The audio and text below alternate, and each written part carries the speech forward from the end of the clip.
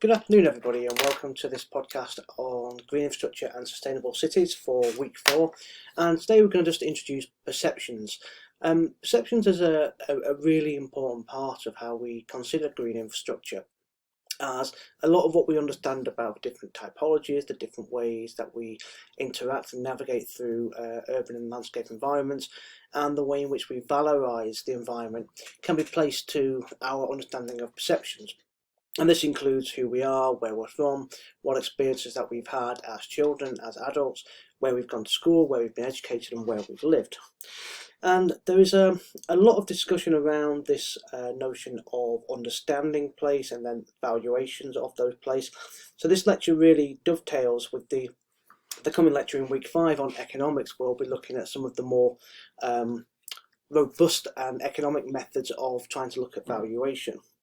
So what this lecture will sort of talk a lot about is feelings and how your personal opinions or feelings about a place influence the way that you might interact with it or why you might avoid it. We'll be talking about the role of sensations, so seeing, hearing, touching, smelling, tasting, and the way that that can shape your memories in terms of nostalgia, in terms of both affording you the opportunities to want to go somewhere or taking that away, and then how that sort of overarching understanding of experience and experiential value plays into our knowledge of place. And some things that the lecture will talk about is the way in which landscape is presented to us in media, in literature, in film, in music, and the way in which we can talk about the benefits of landscape and the perceived benefits of landscape through this medium. So such as this, a children's storybook talks about deep breaths of the fresh, clean air. So it talks about those health and well-being benefits that we might associate with the landscape. And this is really important because if we think of the landscape in a positive way, we're more likely to actually interact with it and spend time there.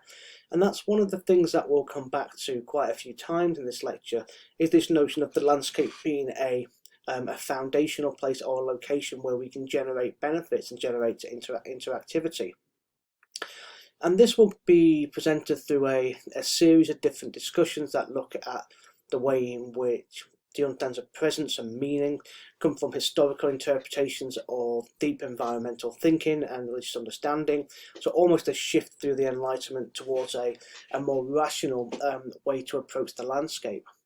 But then we'll contextualise this into a 20th century set of arguments, so through Ian McHarg, and the way in which this rational expertise and knowledge-driven form of assessment can be looked at through a landscape planning or a spatial planning lens. And this includes looking at systems and how different environmental systems map onto or integrate with social systems, and how they can then provide values and a system of knowledge and knowledge understanding. And then we come more recently to Richard Love and his view on nature deficit disorder, where he talks about the combination of sensation, perception and knowledge as being a way of understanding the ways in which we interact with place. And this will talk a lot about this difference between place and space, so space just being the overarching physical elements that make up an area, and then place is the way in which we interact or don't with the system.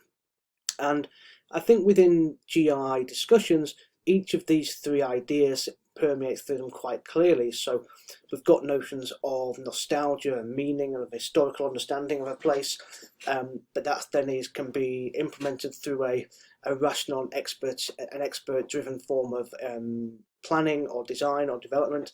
But then we have to then understand how people then react to those places to make them functional and valued over time. So these are things that we'll keep coming back to, and things which can resonate with your assignments. So how you actually feel about a certain set of GI, how you might then interpret that, and how you then might write about it. And so one thing that will come out of this is that we'll talk about the way in which place shapes the way in which we might interact or view things, be it from a physical, socio-cultural, ecological, spiritual way. How who we are, where we're from, what age we are, what gender we are, what our experiences we have, whether we're very wealthy or have a more moderate income, how that then shapes the way we might interact with certain landscapes, and how this then might have a quite a dynamic influence on the way in which we understand these places. So be it through notions of nostalgia or heritage, and then interactivity and functionality. And a lot of this is based around the way in which we perceive behavioural change, and it will reflect on the environmental psychology lecture. So the premise of this week's lecture is that the environment is constantly changing. There's a fluidity to how we as individuals view these places, but also then how communities and society view them as well. And it's based on a number of different factors. That these can be culturally specific, so be it through literature, be it through folk tales, or they can be structured through urban design, landscape architecture to facilitate behavioural change. And that notion of affordances and the way in which the landscape can provide opportunities to interact with a place will be fundamental to this. So we'll talk about a number of these ideas, and we'll refer to the first assignment quite frequently in this lecture. I hope it's been useful, and I'll see you all soon.